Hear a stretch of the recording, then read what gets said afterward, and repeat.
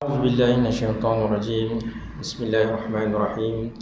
الحمد لله رب العالمين، والصلاة والسلام على أشرف الأنبياء والمرسلين وعلى آله وصحبه أجمعين. قال رب اشرح لي صدري ويسر لي أمري واحلل عقدة من لساني يفقهوا قولي. أما بعد. السلام عليكم ورحمة الله تعالى وبركاته. Marilah sama-sama kita mulakan majlis kita pada malam ini dan kita membaca Fatihah dan kita sedekahkan kepada pengarang dan seluruh umat Islam sama ada yang masih hidup ataupun yang telah meninggal. Al-Fatihah. A'udzu billahi minasyaitonir rajim. Bismillahirrahmanirrahim. Alhamdulillahi rabbil alamin. الرحمن الرحيم مالك يوم الدين إياك نعبد وإياك نستعين اهدنا الصراط المستقيم صراط الذين أنعمت عليهم غير المغضوب عليهم ولا الضالين. Amin. Alhamdulillah, syukur kita kepada Allah Subhanahu wa taala. Taala masih lagi panjangkan umur kita. Taala masih lagi beri kita kesempatan untuk berkunjung ke rumah Allah Subhanahu wa taala. Dan Allah Taala memberi kita peluang untuk mendengar ayat-ayat Allah Subhanahu wa taala. Dan Allah Taala berikan kita peluang, kekuatan, kudrat untuk kita menunaikan solat berjemaah, yang mana pahalanya sangat besar di sisi Allah Subhanahu wa taala. Baik, kita sambung bacaan tafsir Al-Quran kita juzuk Amma, yang mana saya sepatutnya awal hari Selasa minggu pertama, tapi minta maaf tak dapat hadir kerana berada di luar kawasan. Jadi kita ganti pada akhir bulan, tengah bulan lah. Baik, kita sambung. Sebelum ni kita dah baca dalam beberapa surah daripada juzuk Amma, daripada tafsir Al-Quran karangan ataupun susunan Ustaz Ahmad Son Haji bin Muhammad Almarhum yang berasal daripada Singapura. Dan beliau banyak mengambil tafsir ini daripada tafsir Al-Azhar, daripada Buya Hamka ataupun almarhum Buya Hamka lah, daripada Indonesia. Baik, insyaAllah malam ni di kesempatan yang ada ni kita nak membaca daripada surah yang pertama, daripada surah yang juzuk yang ke-30 ini, iaitu surah An-Naba. A'udzu billahi minasyaitonir rajim. Bismillahirrahmanirrahim. Amma yatasaalun anin naba'il azim alladhi hum fihi mukhtalifun kalla saya'lamun thumma kalla saya'lamun. Baik, surah An-Naba yang biasanya orang kampung apa? Surah An-Naba terdiri daripada 40 ayat, termasuk dalam surah Makkiyah, surah yang diturunkan di Mekah. Diturunkan sesurah surah Al-Ma'arij, dinamai An-Naba, yakni berita yang besar. Diambil dari perkataan An-Naba, daripada ayat kedua surah ini. Dinamai juga surah ini dengan surah Amma yatasaalun, diambil dari perkataan Amma yatasaalun pada ayat pertama daripada surah ini. Banyaklah nama surah. Apa yang pasti, surah ini diturunkan di Mekah dan menjadi satu berita yang sangat besar kepada orang kafir musyrik di Mekah ketika itu. Amma yatasaalun, dari hal apa mereka bertanya. Maksud apa? orang Mekah ni bila mana turun ataupun Nabi Muhammad sallallahu alaihi wasallam diutuskan menjadi rasul, mereka ni tanya, kenapa hak Muhammad bawa ni? Kenapa kau? Oh, ni musim pilihan raya ni. Kita tunggu siapa dia calon parlimen Kemama. Dok sembang hari-hari di kedai kopi, siapa dia? Siapa dia? Adakah ahli parlimen sekarang ataupun tukar blok baru? Jadi begitu juga dengan penduduk Mekah. Hari-hari dok sembang. Apakah berita ataupun mereka tanya tentang apa yang dibawa oleh Muhammad sallallahu alaihi wasallam. Mereka berkumpul sesama mereka, iaitu kaum Quraisy, anin naba'il azim, dari hal satu berita besar.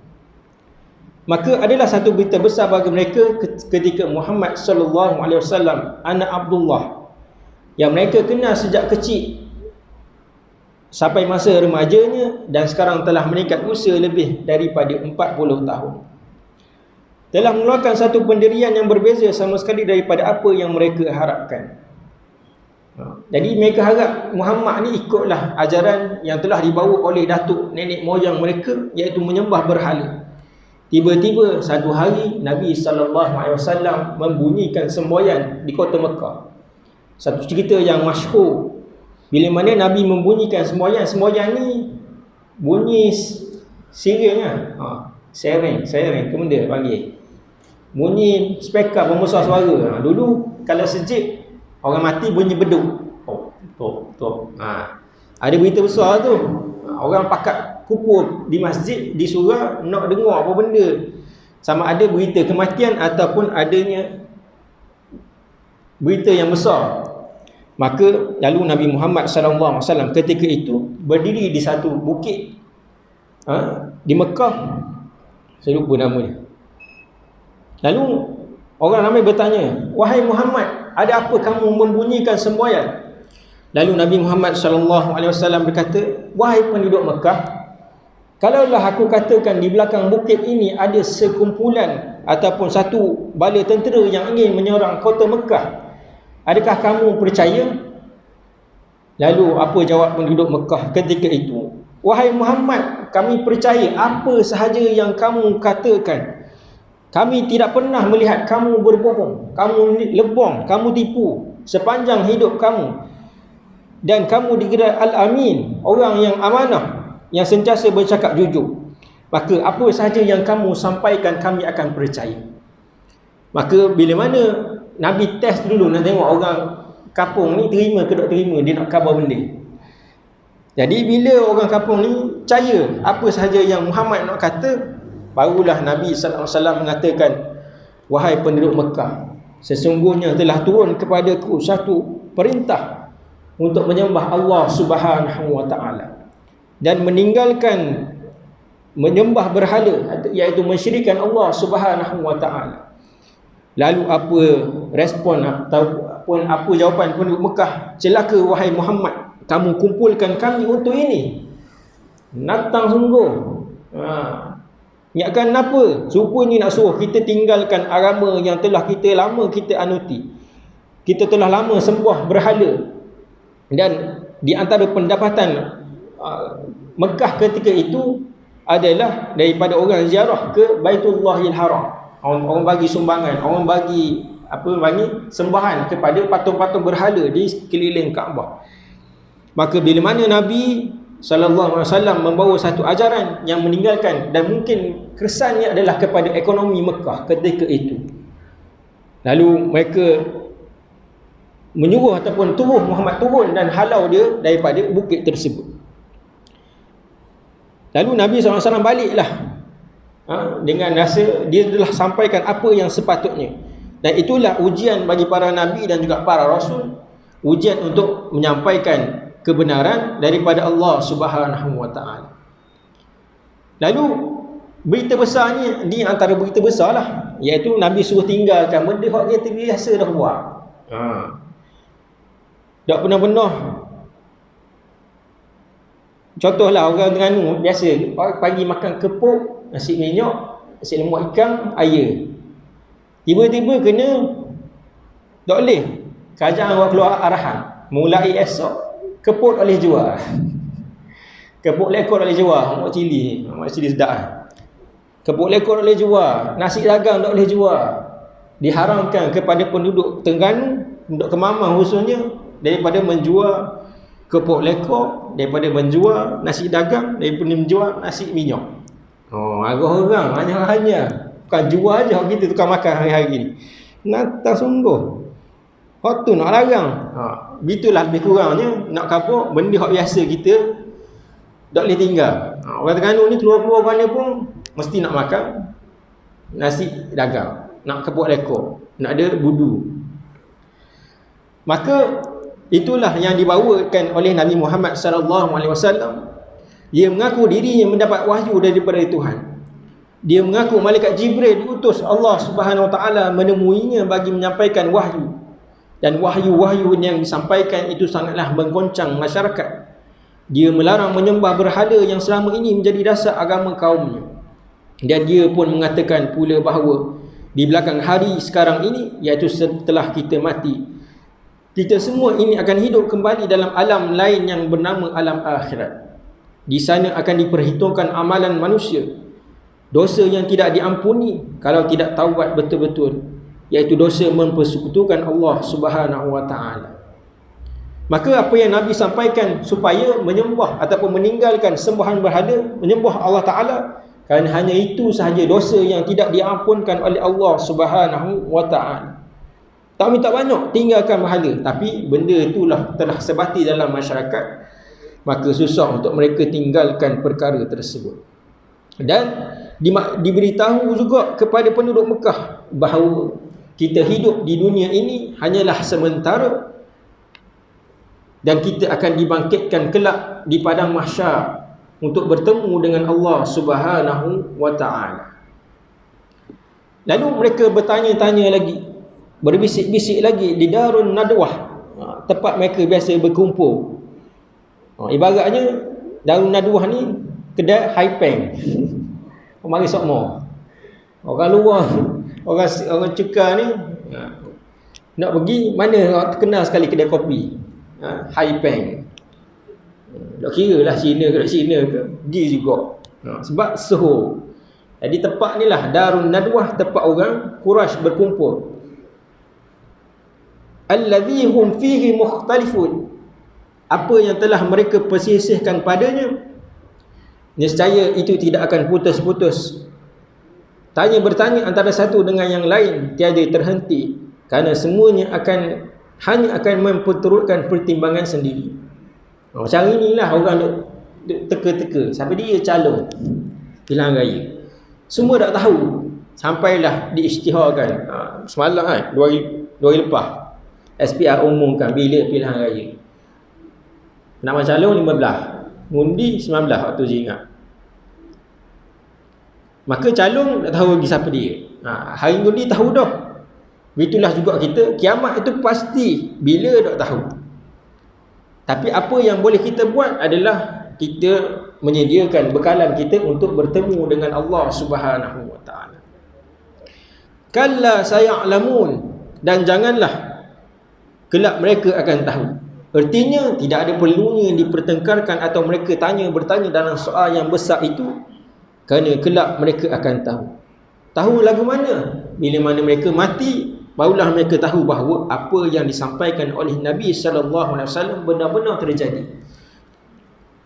Tegasnya kalau mereka bertengkar atau bertanya dalam persoalan yang besar itu sehingga keputusan tidak ada, namun akhir kelak mereka pasti akan tahu juga.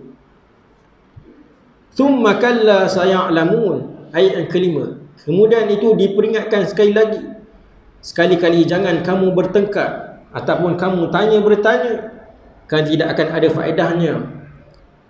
Kerana jawapannya hanyalah Allah Subhanahu wa taala akan menjawab dalam ayat-ayat yang selepas daripada ini. Ya, ini segala keraguan yang menimbulkan pelbagai jenis pertanyaan kian sehari akan dijawab dalam Al-Quran.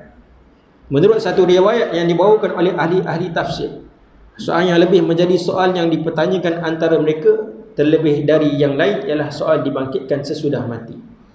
Maksudnya bila mana Nabi SAW turun wahyu pada Nabi, Iqra' bismi rabbikal ladzi khalaq, khalaqal insana min 'alaq, Iqra' wa rabbukal akram, sampai akhir ayat.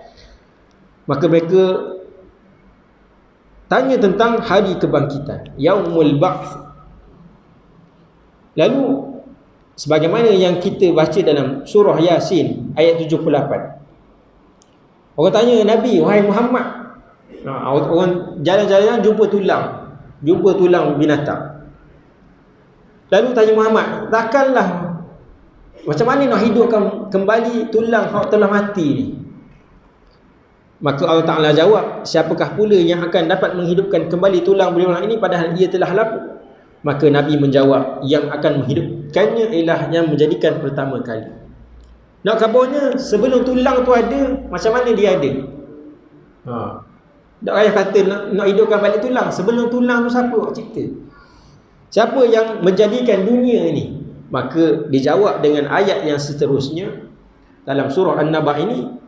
Allah Ta'ala dah jawab teguh. Allah Ta'ala bertanya dengan soalan, alam naj'alil arda mihada wal jibala autada wa khalaqnakum azwaja wa ja'alna naumakum subata wa ja'alna al-laila libasa wa ja'alna an-nahara ma'asha wa banayna fawqakum sab'an shidada wa ja'alna sirajan wahhaja wa anzalna minal muqsirati ma'an thajjaja linukhrija bihi habban wa nabata wa jannatin alfafa. Maka dengan 10 ayat ini Allah Ta'ala suruh orang kafir ini berfikir. Alam naj'alil arda mihada, bukankah telah kami jadikan bumi itu terbentang? Tiba-tiba Nabi SAW orang yang tidak pandai membaca, orang yang ummi, orang yang buta huruf, tiba-tiba Nabi buat satu pertanyaan yang tak logik. Bukankah telah kami jadikan bumi itu terbentang? Selama ni kita tak pernah fikir bumi ni bulat ke, lepeh ke, bujur ke, petak ke, tak pernah fikir pun. Sebab bukan dalam ilmu kita. Lalu Allah Ta'ala bertanya ataupun turunkan ayat ni supaya kita berfikir, dia sungguh. Tadi baru tanya bab tulang. Ni Allah Ta'ala tanya, siapa buat bumi yang terbentang luas, yang sejauh mata memandang ini? Dan Allah Ta'ala guna perkataan mihada, bentang. Bentang ni kita bentang sejadah. Tak? Satu ungkapan yang hanya penciptanya sahaja tahu. Sebab apa bumi ni disebut sebagai terbentang luas. Wal jibala autada, Allah Ta'ala sebut mula-mula terbentang. Dah lah, terbentang. Mikir, orang main mikir, bumi bulat ke? Dulu tak ada satelit, tak boleh tengok bumi daripada luar. Tiba-tiba ada orang tanya tentang, iaitu Muhammad tanya tentang bumi ni terbentang luas sebagaimana sebuah permainan. Dan Allah Ta'ala dah berhenti pada persoalan ayat yang ke-6. Allah Ta'ala tanya lagi, wal jibala autada, dan gunung-gunung sebagai pancang-pancang. Nak kabarnya bumi ni terbentang luas, dan benda yang menahan bumi itu daripada terbang ataupun daripada, kalau kita bentang tikar ni, dalam ni tak ada angin. Kalau kita tepi patah, tikar kita hampar, kalau kita tak tahan dengan benda atas tu, dia akan terbang. Tahu? Tikar kita ni, kalau tikar ataupun sejadah ni, kalau angin kuat, dia akan terbang, kecuali ada orang duduk atas. Kecuali kita paku ni, tak kapet besar ni, kita paku. Maka apa paku bumi adalah gunung ganang. Kalau gunung tidak ada, bumi tidak akan selamat dan tidak akan terbentang dengan baik. Kerana angin selalu berhembus keras, akan membongkar urat dari kayu-kayu yang tumbuh sebagai keperluan hidup. Sebab tu hari ni, sebab apa dunia ni dah nyanyuk, dah banjir, patutnya banjir, dah banjir. Ni kejap hari ni panas, daripada pagi sampai petang panas. Patutnya masuk musim dah. 2-3 hari lepas hujan, tiba-tiba hari ni panas. Maka bila mana hujan berlaku, akan menyebabkan tanah ni terhakis. Maka berlakulah banjir dengan sebab apa? Sebab tak ada gunung dah nak serap air. Gunung tu fungsi dia satu pertama adalah menjadikan bumi ini tidak bergerak. Yang kedua adalah sebagai tempat serapan air. Kalau belajar geografi, gunung ni tempat serap air. Sebab tu kalau kita tengok, pelik tau, air terjun. Main mana air tu? Tak berhenti-berhenti keluar. Kalau ikut, patutnya air keluar kat tempat rendah. Ni keluar kat tempat tinggi. Tak ada orang boleh jawab lagi sampai ni. Adalah saya buat kajian. Tapi kalau ikut logik kita ni, apa air keluar ke atas gunung? Dan air tu sejuk. Yang pertama air sejuk. Yang kedua air tu bersih. Yang ketiga air tu dah putus. Walaupun dah hujan. Hujan, musim hujan berapa bulan je. Tapi air yang keluar daripada air terjun tu tak berhenti-henti sampai sekarang. Jadi nak kabarnya Allah Ta'ala dah sebut dalam Quran bahawa sebagai satu pasak kepada bumi, yang kedua sebagai tempat menyerap air. Jadi bila mana air terjun tu, fungsi dia adalah nak kurangkan apa yang ada dalam tanah. Dia mengalir sama, supaya bumi ni stabil. Air tu mengalir keluar, akhirnya masuk ke laut. Maka hari ni bumi jadi gempa, bumi jadi tak stabil sebab manusia tarah gunung, tarah bukit, tebang balok dan sebagainya untuk keperluan hidup.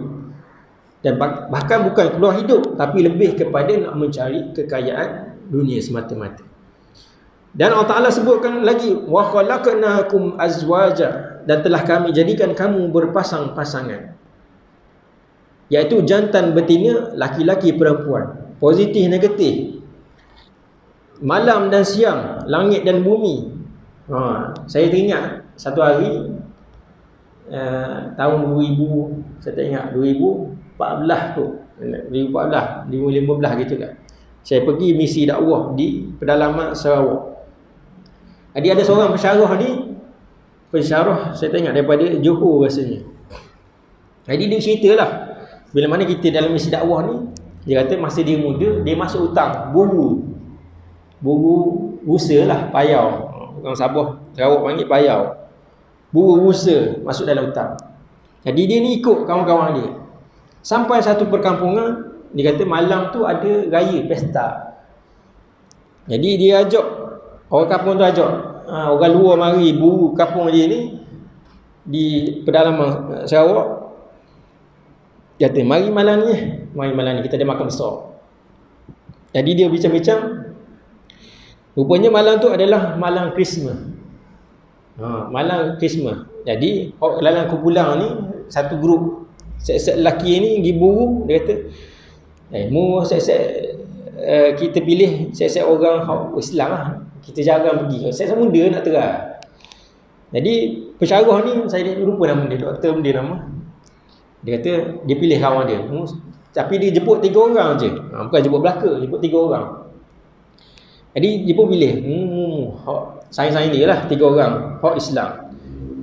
Kita nak tengok guana orang Kristian ni ataupun raya Christmas. Jadi dia pun pergilah malam tu ke gereja. Maka ada 3 persoalan. Bila mana dia kata, okay, kita malam ni kita pergi jamuang ni, jangan makan daging lah. Takut dah halal, tak sembelih. Kita makan minum kacang, minum air gas, minum air masak je. Nyanyi tu tak payah ikut lah. Jadi bila habis tu, dia pun nak balik dah. Dia nak balik, tiba-tiba orang kampung ataupun paderi tu tutup pintu. Tak pergi balik. Sudah, dia debar dah. Dia kata, "Apa kamu tahan kami?" Kata, "Kamu orang Islam kan?" Sebab dia tengok tak makan daging, tak menyanyi sekali. Mau siasat baik juga lah. Jadi dia kata, "Kami ada 3 soalan." Soalan daripada ayat ni lah, wa khalaqnakum azwaja. Dia tanya, soalan pertama, dia kata, "Kamu ni asal daripada Nabi Adam kan?" Oh ya. Kalau kamu berasal daripada Nabi Adam, kamu ni pernah tak tengok tok kamu? Kata pernah. Tok ki kamu, tok nyang kamu pernah. Tok atas tok nyang lagi tak pernah. Dah macam mana kamu mengaku Nabi Adam tapi kamu tak pernah lihat Nabi Adam? Kata, macam mana nak jawab? Bukan, soalan dia gini. Dia tanya soalan dia, Nabi Adam ada pusat ke tak? Oh, kau ingat. Tanya, soalan pertama kata, Nabi Adam ada pusat ke tak? Dia kata, kalau ikat jawab Nabi Adam ada pusat, mana bukti dia mu jumpa tak Nabi? Kalau jawab tak ada, maksudnya orang Islam tak kenal Nabi dia. Gitu.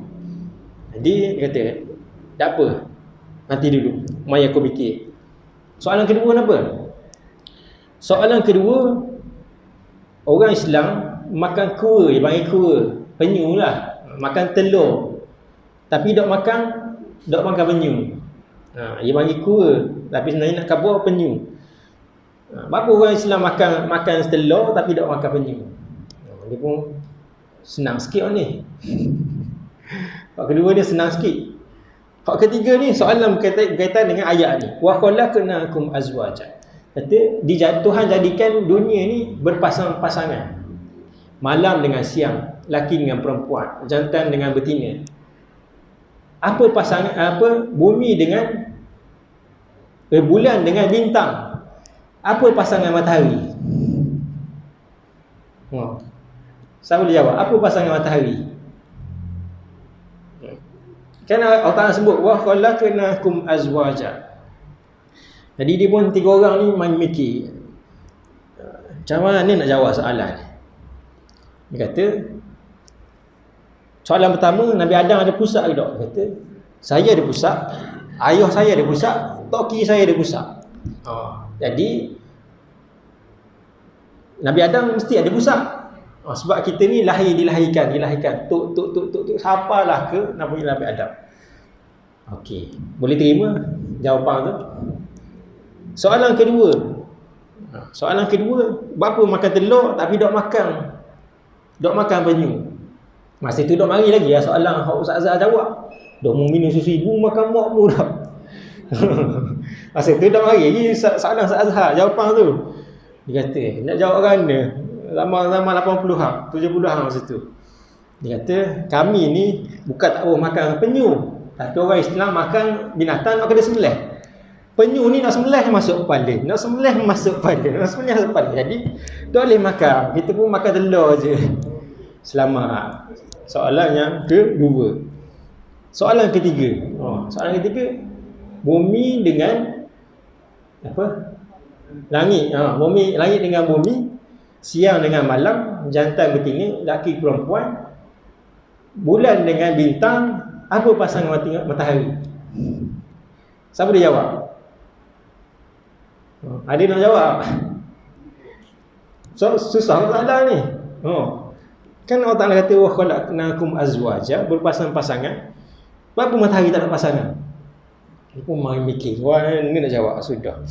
Kata, ya Allah, tolonglah. Dia kata gini, jawapan dia jawab lah. Dia kata, matahari ni, kata, dia tanya pada diri tu. Kata, Tuan boleh tengok tak matahari? Tak boleh, silap. Jadi kalau Tuan sendiri tak boleh tengok, macam mana pasangan dia nak tengok? Kita ni jauh daripada matahari, nak tengok pun silap.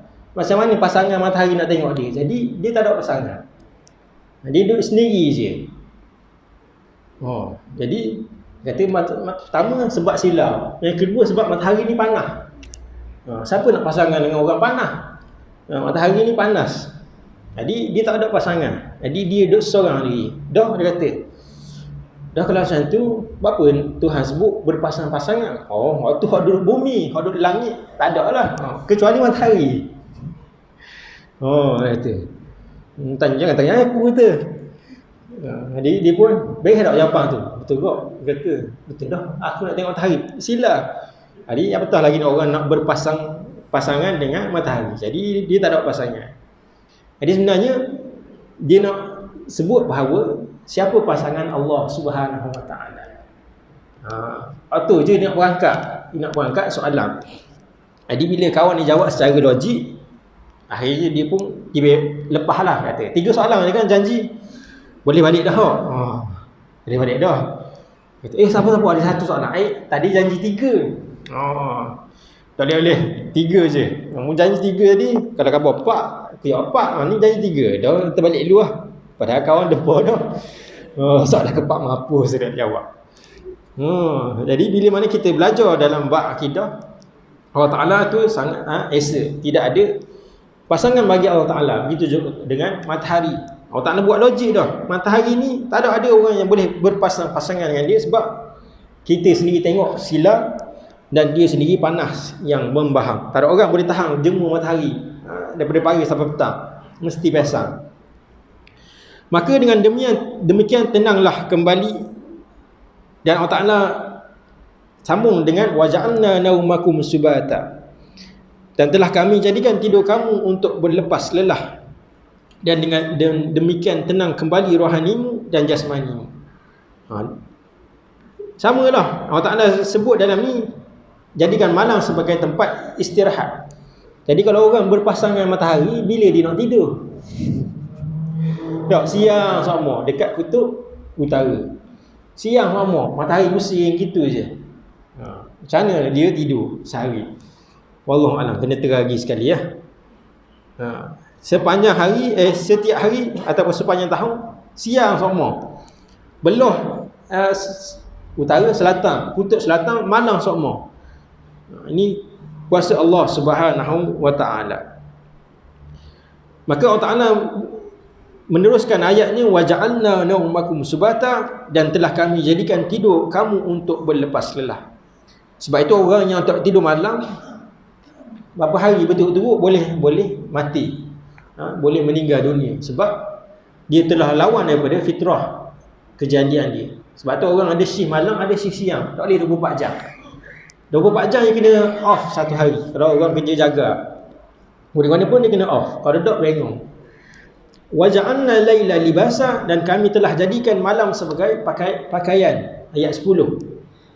Menurut Ibu Jarir At-Tabari, gelap malam itu meliputi seluruh diri kamu, sehingga walaupun kamu bertelanjang tidak berkain sehelai benang jua, namun kegelapan malam itu sudah menjadi ganti dari pakaian.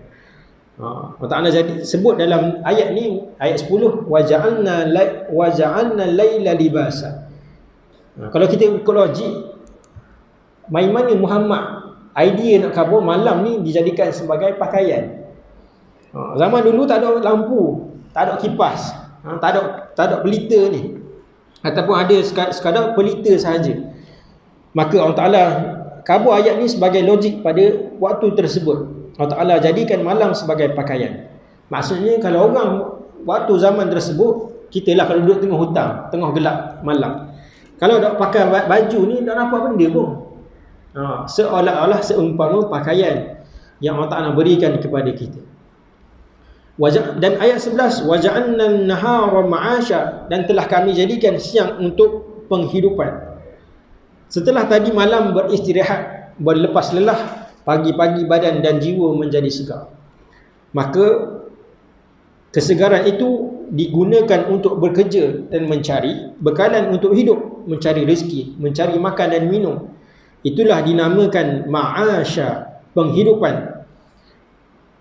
Dan dalam kata susunan lain disebut ma'isyah, penghidupan. Maka bila mana malam, siang ni adalah untuk kita bekerja, mencari nafkah, mencari makan dan minum. Kalau orang di Sabah Sarawak, di pedalaman, pukul 8 ni tidur dah. 8 ni tidur dah. Dia awal kan, awal maghrib ataupun malam sana awal. Pukul 8 ni tidur dah, sebab tak ada TV, tak ada elektrik, hak pedalaman. Kemudian siang dia bekerja cucuk tanam, jalan kaki. Saya cerita lagi, pergi pedalaman, di pedalaman Sabah, Sarawak juga. Kita ni tanya bila dalam perjalanan tu kita naik 4W, mula naik kapal terbang, naik bas, kemudian naik 4W masuk ke dalam hutan. Sampai satu kebun ada pagar, kebun sawit. Jadi terpaksalah, dan pagar tu kunci, kita terpaksa jalan kaki. Jadi bila mana kita tanya orang kampung, jauh mana lagi? Tak jauh pak, 5 minit. 5 minit. Okey 5 minit. Ya dok kita pun jalan jalan 5 minit. 5 minit ni sejam tak sampai lagi. Sejam tak sampai. Sejam jumpa pula orang tengah-tengah jalan tu jumpa pula orang kampung. Kampung ni jauh tak lagi? Tak jauh pak, 5 minit. 5 minit ni dia dah akan pejam. Belajar mana akan jam? Jawab aja sedap 5 minit. Kita pun jalan-jalan. Nampak tak zinc? Tak sampai lagi. Rupanya pondok orang teduh. Sejam lagi, 2 jam jalan. Ada hak muslimat ni, hak puang ni kata bila nak sampai ni? Kata kita pun hak lelaki ni lebong tu pokok pisang nak sampai kampung jalan. Jumpa orang ketiga tanya, jauh tak lagi? Tak jauh pak, sebatang rokok. Sebatang rokok lah bubuh kat telinga. Dah habis lah. Tak sabar-sabar. Jadi nak kabarnya, bila jalan-jalan tak sabar, akhirnya dekat 2 jam lebih lah. 2 jam. Saya ingat, saya kira tu hampir 2 jam baru sampai kampung. Dan di atas kesusahan itulah Allah Ta'ala nak hadiahkan orang yang mengucap syahadat. Alhamdulillah ada orang yang nak ucap syahadat. Cerita dia lagu mana? Cerita dia bila mana sampai di kampung tu, orang daripada kampung berbeza. InsyaAllah orang ni kampung lain jumpa dekat Panas Takar. Orang daripada Binjai dengan orang daripada Geliga. Mari contohlah, mari sini. Kata, kamu orang Melaya kan? Orang Melaya, dia panggil kita orang Semenanjung orang Melaya. Dia betul. Kata orang pertama ni, kata saya bermimpi ada orang datang sini, ada orang luar akan datang kampung ni nak cerita tentang Islam. Nak cerita tentang Islam. Kata, jadi kamu ni datang ni nak cerita tentang Islam ke? Ya, kami datang ni, kami orang Islam, kami nak ziarah saudara-saudara kami yang ada di dalam. Kata, mari pula orang yang kedua tadi, kampung lain, mimpi yang sama. Kata ada orang luar nak mari kampung ni nak sampaikan ataupun nak ceritakan tentang Islam. Maka jumpa ni kata sama. Dia dua-dua orang ni kampung yang berlainan, tak ada TV, tak ada SMS, tak ada WhatsApp, tak ada Telegram, tak ada benda lagi. Tak ada belaka lah. Tak ada TV, tak ada benda-benda. Duduk dalam hutang ni. Tapi Allah Ta'ala hadirkan mimpi yang sama kepada dua orang yang berbeza tadi. Maka orang ni alhamdulillah yang bermimpi ni dia ucap syahadat. Tapi orang yang tuan rumah yang bagi kita duduk, yang bagi kita teduh tempat rumah dia ni, tak mengucap pun. Nak khabarnya hidayah ni milik Allah Subhanahu wa Ta'ala. Dan di kampung tersebut bila mana kita sembahyang waktu tu, sembahyang asar, zuhur, dah ingat. Siang hari ke maghrib, dah ingat. Surau ni, depan surau ni ada rumah. Ada satu surau tu yang orang lama dah pernah buat lah, surau tu semua tak dihidupkan. Jadi bila mana kita semayang, orang depan surau tu tengoklah kita buat semayang, turun naik. Jadi lepas semayang dia pun tanya. Dia kata, kamu buat apa tadi? Kami sembahyang, kami solat, kami sembah Tuhan kami, Allah. Syahadat. Ini tak akhir lah. Dia kata, semasa kamu sembahyang tadi, kami nampak ataupun aku nampak ada seolah-olah orang yang berpakaian putih menabur seperti emas ataupun benda yang berkilau atas kamu semua lah, atas orang sembahyang semua. Jadi kita pun Allah, diri bulu roma. Jadi bila mana masing-masing dengar cerita tu, tapi orang yang tengok tu tak mengucap pun. Dia nampak sahaja Allah Ta'ala perlihatkan kepada dia. Jadi bila mana kita jumpa dengan almarhum Ustaz Harun Din, tanya apakah maksud yang diceritakan oleh orang kampung tu bila mana tengok kita semayang ni ada orang putih berpakaian putih tabur seperti benda yang berkilap atas orang semayang. Jadi almarhum Ustaz Harun Din kata boleh jadi itu adalah sebagaimana yang Nabi sebut, salatul jamaah afdal min salatil faz'i bi-27 darajah. Jadi itu dah 27 kali ganda pahala yang Allah Ta'ala berikan kepada orang yang bersembahyang berjamaah. Dan almarhum Ustaz Harun ni juga sebut, dia kata boleh jadi itulah kebaikan yang Allah Ta'ala bagi kepada orang yang mengerjakan sembahyang. Sebab tu mak ayah kita pesan sama, mu nak pergi mana-mana, mu nak kerja apa, mu nak buat benda, sembahyang jangan tinggal. Sebab sembahyang itulah ni antara hubungan kita dengan Allah Subhanahu wa Ta'ala. Dan yang terakhir, wa badaina fawqakum sab'an shidada, dan telah kami bangunkan di arah atas kamu 7 yang kukuh, iaitu 7 lapis langit dan 7 lapis bumi. Itulah kekuasaan Allah Subhanahu wa taala menjadikan dunia ini ataupun cakrawala ini berlapis-lapis dengan 7 lapis. Sebab tu sunat kita ni 7 hari dalam seminggu.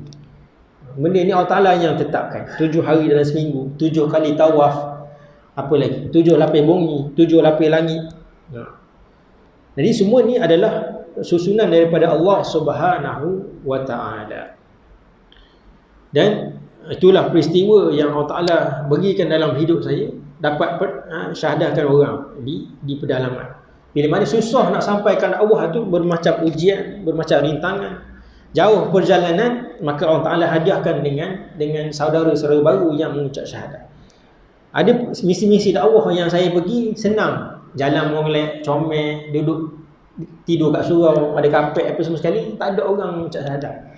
Nak kabarnya kebaikan ataupun hidayah ni tidak datang dengan perkara yang mudah, dengan perkara yang senang.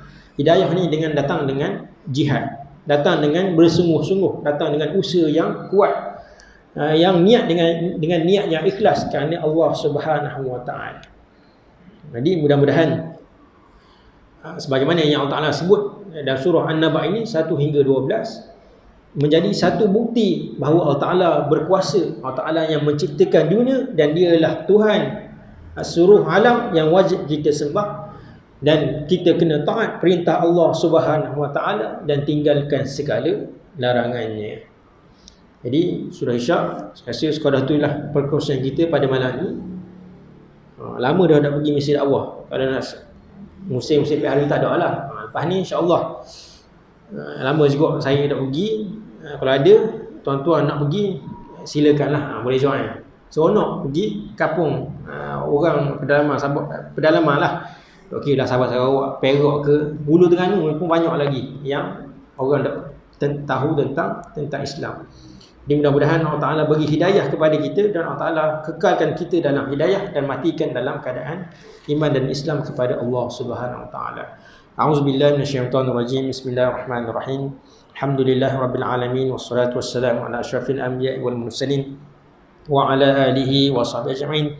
Allahumma ja'alna hadza jam'an marhuma wa tafarraqna min ba'di tafarruqan ma'suma. Allahumma inna nas'aluka 'ilman nafi'a wa rizqan halalan thayyiban wa 'amalan mutaqabbala.